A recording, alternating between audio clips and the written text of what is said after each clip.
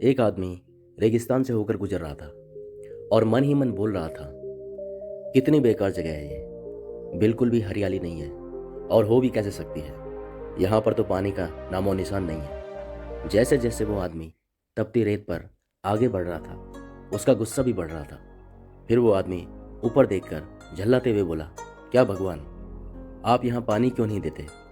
अगर यहाँ पानी होता तो कोई भी यहाँ पर पेड़ पौधे उगा सकता था और तब ये जगह कितनी खूबसूरत बन जाती।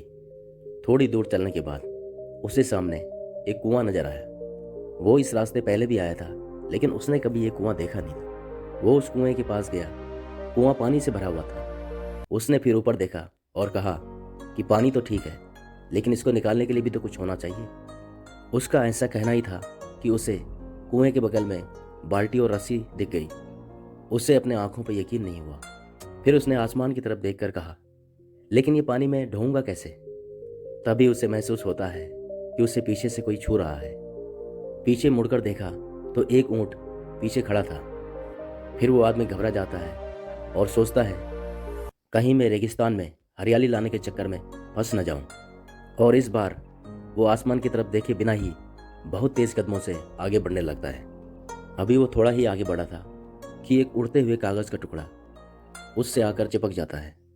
उस कागज के टुकड़े पर लिखा हुआ था कि मैंने तुम्हें पानी दिया, बाल्टी दी, रस्सी दिया और उस पानी को ढोने का साधन दिया।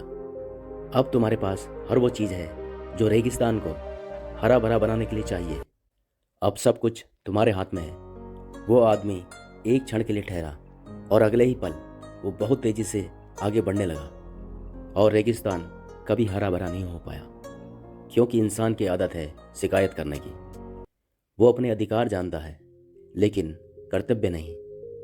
अगर कोई काम उसके मन के हिसाब से नहीं होता तो वो दूसरों को दोष देने लगता है और वो ये भूल जाता है कि इंसान के अंदर वो शक्ति है कि अगर वो चाहे तो अपने हर सपने को पूरा कर सकता है।